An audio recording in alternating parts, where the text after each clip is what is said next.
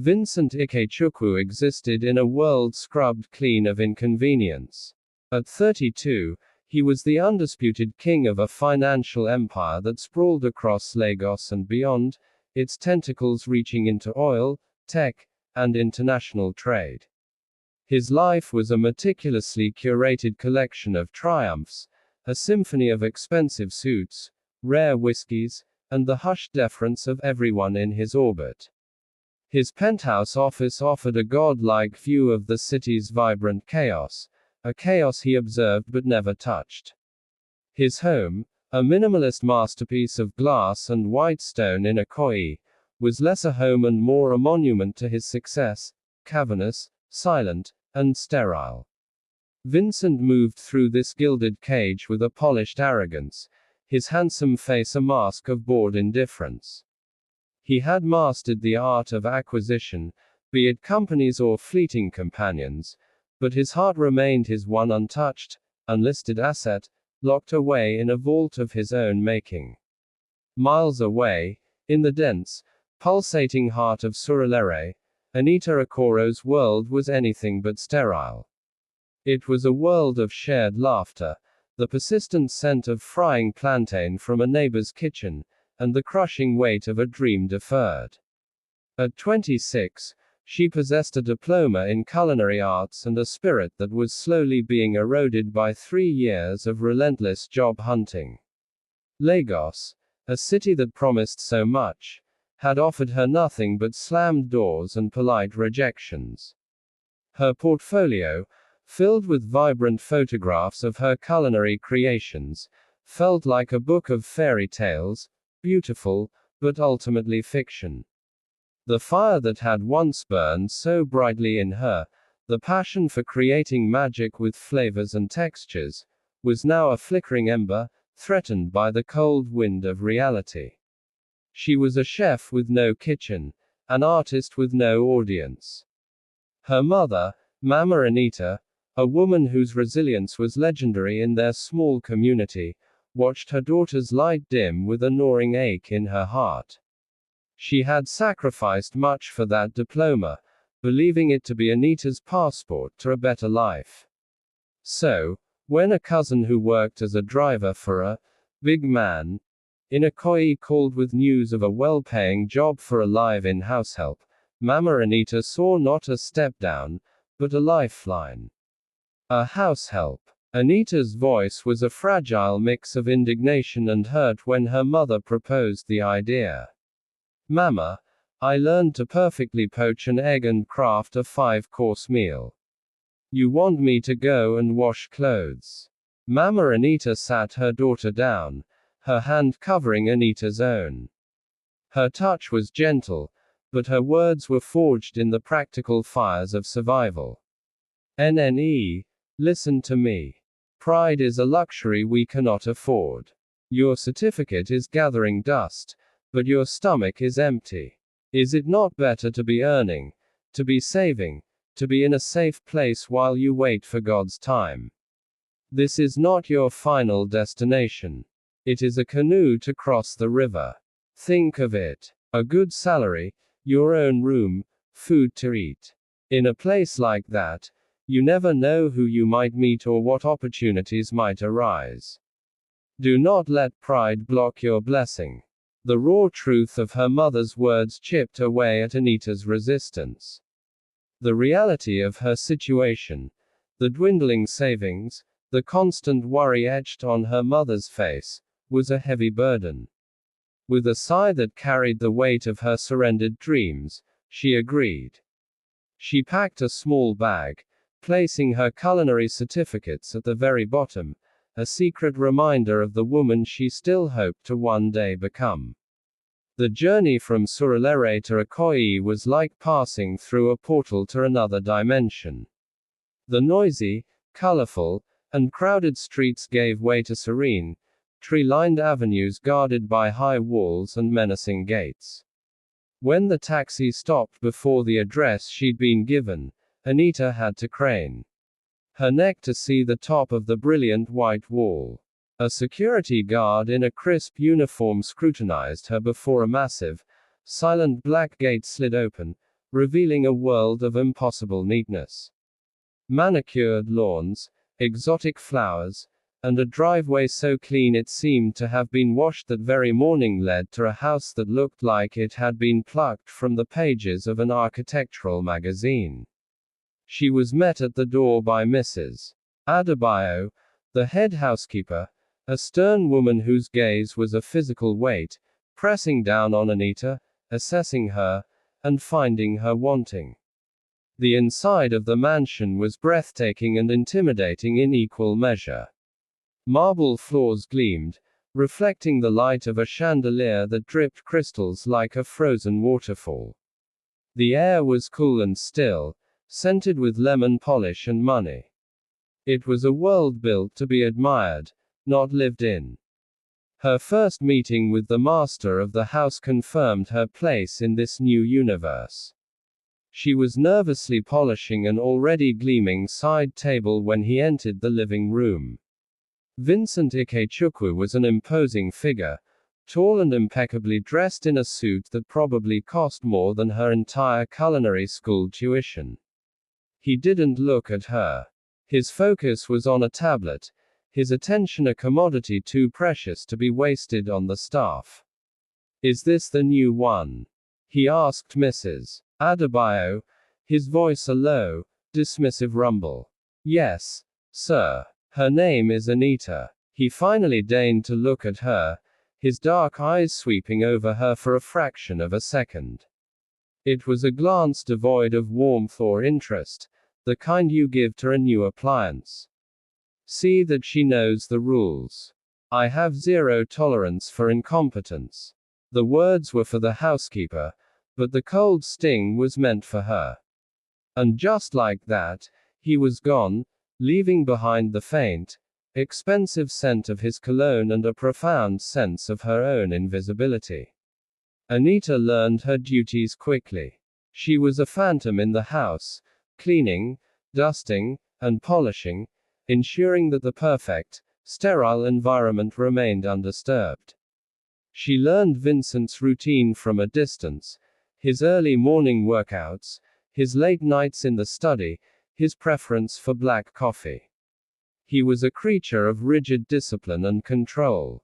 He never spoke to her, issuing his rare commands through Mrs. Adebayo. He was not a boss. He was a presence, an invisible force that governed the rhythm of the house. But the mansion had one place where Anita felt a flicker of her old self: the kitchen.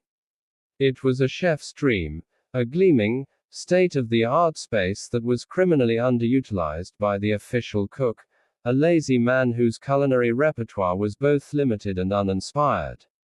One day, the cook called in sick, and a frantic Mrs. Adebayo asked Anita if she could prepare Mr. Vincent's dinner. "I can try," Anita said, her heart giving a hopeful leap. That evening, she poured all her frustration, passion, and skill into one meal. Instead of the usual bland grilled chicken, she prepared a rich, aromatic banga stew with fresh catfish, served with perfectly made starch. It was a taste of the Delta, elevated with a delicate balance of spices, a dish that was both rustic and refined. When Vincent took his first bite that night, he physically paused. He looked down at the plate, a puzzled expression on his face. He finished the entire meal in contemplative silence. The next morning, he told Mrs. Adebayo, "The dinner last night was satisfactory." In Vincent's world, satisfactory was a standing ovation. He began to request that the new girl prepare his meals. A silent dialogue started between them, spoken through food. She cooked with all the creativity she had suppressed for years, introducing him to complex flavors and textures. He, in turn, ate every last bite, his clean plates her only feedback. Through her cooking, Anita began to exist for him as more than just a pair of hands. He started to notice her. He noticed the quiet grace in her movements, The gentle way she handled the household chores, the soft, melodious hum that sometimes escaped her lips when she thought no one was listening. His carefully ordered world was being subtly disturbed. He found himself looking for her, his eyes scanning the vast rooms for her slight figure. Her kindness, a trait he equated with weakness in his business world, was inexplicably compelling. It was genuine, unadorned, and offered without expectation. It was utterly foreign to him, and therefore, fascinating. For Anita, the man she served began to transform from a cold monolith into a person. She saw the lines of exhaustion around his eyes when he returned late from work. She saw the profound loneliness in his posture as he sometimes stood for long moments, staring out at the city lights from his study window. She began to see the cracks in his arrogant facade. The moment that changed everything, the one that shattered the employer-employee dynamic forever, arrived on an ordinary Tuesday morning. Her task was to clean his private suite while he was at the gym. It was a sanctuary of masculine luxury. Dark woods, muted colors, and a walk-in closet larger than her mother's living room. She always moved through the space with quiet reverence, acutely aware that this was the heart of his world. She was just finishing up, wiping down his bedside table, when the door to the ensuite bathroom swung open. She had assumed he was still in the gym, his routine as predictable as the sunrise. But there he was. Vincent stood frozen, as surprised as she was. He was shirtless, with a single white towel slung dangerously low on his hips. Water glistened on the sculpted planes of his chest and the hard lines of his abdomen. He wasn't the impeccably dressed corporate titan she knew. This was a man, raw and unguarded. The sight of him was like a physical blow, stealing the air from her lungs. It was an image of pure, startling masculinity. Their eyes met, and in that charged second, the world seemed to stop. Anita felt a hot, electric current course through her. The man she had been serving, the man she feared and resented, was suddenly, devastatingly, beautiful. And she saw in his eyes not the cold dismissal she was used to, but a flicker of unguarded surprise, a raw awareness that mirrored her own. It was a moment of profound, accidental intimacy. A deep, mortified blush crept up her neck and consumed her face. She tore her gaze away, her heart hammering against her ribs. I am so sorry, sir, she stammered, her voice a reedy whisper. She turned and fled the room, her mind a chaotic storm of confusion and an entirely new, terrifying emotion. Vincent remained still for a long time after she had gone. The cool air of the room felt electric against his damp skin. He was shaken. It wasn't just about being seen without a shirt. It was about the look in her eyes, the wide, unfeigned shock, quickly followed by something that looked like pure, unadulterated awe. It was a fundamentally female reaction, honest and unfiltered, and it stirred something in him that had long been dormant. In that instant, she ceased to be the help. She became Anita, a woman, a shy, beautiful woman whose blush was more potent than any practiced flirtation he had ever encountered. The invisible wall between them had been pulverized. The air was now thick with a new, unspoken awareness. Anita could no longer meet his eyes without that searing image flashing in her mind. The respect she had for his hidden vulnerability and the sympathy for his loneliness now coalesced into a dangerous, impossible affection. She was falling in love with Mr. Vincent, and the knowledge filled her with a terrifying joy. Vincent, meanwhile, was fighting a war against himself. The businessman in him, the logician, knew this was a complication he didn't need. A relationship with his house help was a social and logistical nightmare. It was absurd, a cliché he was too sophisticated to fall into. Yet, he found himself creating reasons to interact with her. He would ask her to bring him a glass of water, just to hear her soft voice. He started complimenting her food directly, watching with satisfaction as a pleased blush colored her cheeks. "This is delicious, Anita," he said one evening, and the simple act of saying her name felt significant, a line crossed. He began asking her about her food, about her training. He saw her face light up as she talked about her passion, and he realized with a jolt that the woman who cleaned his house had more life in her eyes than any of the society heiresses he occasionally dated. He was drawn to her quiet dignity, her unshakable kindness. In his world of transactional relationships, she was an oasis of authenticity. The battle came to a head one night when he was working on a particularly grueling merger. A headache was pounding behind his eyes, and the numbers on his screen were blurring together. Anita entered silently to retrieve his empty coffee cup. Seeing the exhaustion on his face, she hesitated at the door. "Sir," she said, her voice barely above a whisper, "can I make you some hot lemon and ginger tea? It is good for headaches." He looked up, startled by the personal, unsolicited offer of care. His personal assistants were paid fortunes to anticipate his needs, but none had ever offered such a simple, human comfort. "Yes," he said, the word coming out rougher than he intended. "I'd like that." When she returned and placed the steaming mug on his desk, their fingers brushed. The contact was fleeting, but it sent a shockwave up his arm. Their eyes met over the mug, and the simmering tension between them erupted into a silent, roaring flame. The air crackled with everything they hadn't said, everything they both felt. "Thank you, Anita," he said, his voice now a low murmur. "You are welcome, sir," she whispered, before hurrying from the room.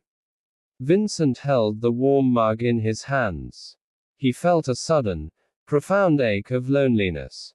He had built an empire, but his life was an empty fortress. He had power, wealth, and respect, but he did not have this, the simple, genuine warmth of a caring hand. He knew he was in trouble. His carefully constructed defenses were crumbling. The logical part of his brain screamed at him to put a stop to it, to send her away and restore order. But the very thought of the mansion without her quiet presence, without the scent of her cooking, without the possibility of seeing her shy smile, felt like a sentence to a cold, gray prison. He was becoming addicted to her light. Anita's heart was in a similar state of beautiful turmoil. She loved him. It was a foolish, hopeless love, but it was fierce and true. She lived for the small moments of connection, for a shared glance or a brief conversation. But the reality of her position was a constant, sobering weight. She was a servant in his house. In the eyes of his world, she was less than nothing. She felt like a girl playing with fire, destined to be burned. The tipping point came during a lavish dinner party Vincent hosted for a group of international investors. The house was filled with the glitterati of Lagos society. While the official chef put out a spread of predictable, expensive dishes, the one item that had everyone talking was an appetizer. Delicate yam balls stuffed with a spicy corned beef filling. It was Anita's recipe, one she had humbly suggested. Vincent watched with a swelling sense of pride as his guests, men and women with jaded palates, raved about her creation. His multi-million naira deal felt secondary to the thrill he got from hearing them praise her talent. Later, when the party was winding down, he found her in the kitchen, quietly helping with the cleanup. Anita, he said, his voice cutting through the noise. The other staff members immediately found reasons to be elsewhere. She turned, her eyes wide and questioning. Sir. He walked toward her until he was standing just a foot away. The yam balls, he said, his voice low and intimate. They were the talk of the party. You are a phenomenal chef. A rare, brilliant smile lit up her face. Thank you, sir. I'm happy people enjoyed them. I enjoyed them, he corrected her gently. You are an artist, Anita. You are wasted as a house help.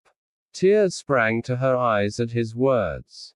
To be seen, to be truly seen by him, was an overwhelming validation. He saw the emotion shimmering in her eyes, and in that instant, his internal war ended. He had lost, and in losing, he had won something far more valuable. All the societal rules, all the warnings of his logical mind, evaporated. He reached out and cupped her face in his hand. Her skin was as soft as he had imagined. She gasped softly but leaned into his touch, her eyes fluttering closed. I can't pretend anymore, Anita, he whispered, his voice thick with a feeling he could no longer name. I can't look at you and see my employee.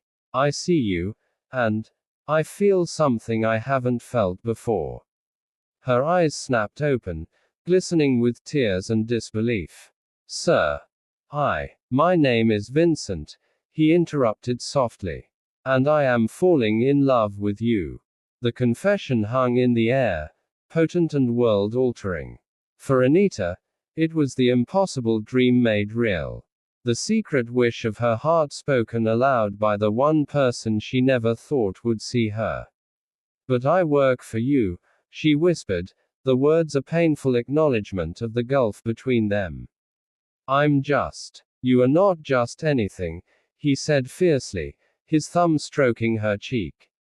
You are the kindest, most real person I have ever known. You brought light into this house, into my life. When I look at you, I don't see a house help. I see a beautiful, brilliant woman. And I want to be with you. If you'll have me. She looked into his eyes and saw the arrogant billionaire she had first met was gone. In his place was a man, vulnerable and open, offering her his heart. All her fear melted away, replaced by a love that was as undeniable as the beat of her own heart. I'm falling in love with you too, Vincent, she confessed. A slow, breathtaking smile transformed his face. He leaned in and rested his forehead against hers. Then nothing else in the world matters. Their new reality was a secret, whispered romance conducted in the stolen hours of the night. There were quiet talks in the library, shared smiles across a crowded room, and a palpable joy that began to radiate from Vincent. He was a changed man. The hard edges of his personality softened, and the boredom in his eyes was replaced by a warm, adoring light that was reserved only for Anita. He took a keen interest in her culinary ambitions, spending hours looking through her old portfolio. This talent is a crime to keep hidden, he told her seriously. The world needs to taste your food, Anita. But such a secret could not be kept in a house full of eyes. The staff whispered, and Mrs. Adebayo watched with a face like thunder. The inevitable explosion came in the form of Vincent's mother, Vincent Ikechukwu, a society queen who wielded her influence like a weapon. She arrived unannounced one afternoon and found Vincent and Anita sharing a pot of tea in the garden, their heads close together in intimate conversation. The confrontation, after Anita was dismissed with a withering glare, was brutal. Have you taken leave of your senses? Beatrice's voice was dangerously low. A dalliance with the staff. Vincent, the scandal will be catastrophic. Think of our name. I love her, mother, Vincent stated simply, his calm a stark contrast to her fury. Love, she scoffed. Don't be ridiculous. You are amused by a novelty. This foolishness ends now. You will dismiss her immediately. No, Vincent said, his voice hardening into the steel his business rivals knew so well. Anita is the best part of my life. If our name can't survive that, then it's not worth protecting. The battle had begun. The Lagos elite were scandalized. Vincent was shunned, his love affair the subject of malicious gossip. The pressure was enormous, especially on Anita. The weight of the disapproval, the cold shoulders from the other staff, and the guilt of potentially ruining Vincent's reputation began to crush her spirit. She felt like an imposter, a fraud who had overstepped her bounds. Finally, she broke. You should let me go, she told him one night, tears streaming down her face. They're right. I don't belong in your world. Vincent took her in his arms, holding her tight. Don't you understand? He said, his voice fierce. You are my world. My old world was a cage. You set me free. We are in this together. He proved his words with action. He didn't just shield her. He decided to show her, and the world, her true worth. Using his business acumen and capital, he secured the perfect location in Victoria Island, overseeing the design and construction of a chic, elegant restaurant. A few months later, Anita's Kitchen opened its doors. On the opening night, Chef Anita Okoro, dressed in crisp whites, commanded her own kitchen. The restaurant was an instant sensation. The very people who had gossiped about her clamored for a reservation, their malice outweighed by their curiosity. And Anita won them over, not with scandal, but with soul-stirring food that told the story of her journey. The reviews were glowing. She was no longer Vincent Ikechukwu's househelp. She was one of the most celebrated chefs in Nigeria. Late one night, long after the last customer had left, Vincent came to her restaurant. He found her in the kitchen, tired but radiant with a deep, quiet joy. He pulled her into his arms, right there amongst the cooling pots and pans. I am so endlessly proud of you, he whispered into her hair. She leaned back, her hands on his chest, her heart full.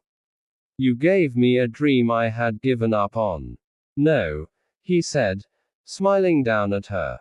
You had the dream all along. I just built the kitchen. They walked out into the warm, vibrant Lagos night, no longer a billionaire and his househelp, but partners. Vincent had made the deal of a lifetime, an investment not in a company, but in a person, yielding returns of love and happiness beyond measure. And Anita, the girl with the dusty diploma, had found that the journey to her destiny was not a straight line, but a winding, unexpected path that had led her straight into the heart of the home she never knew she was looking for.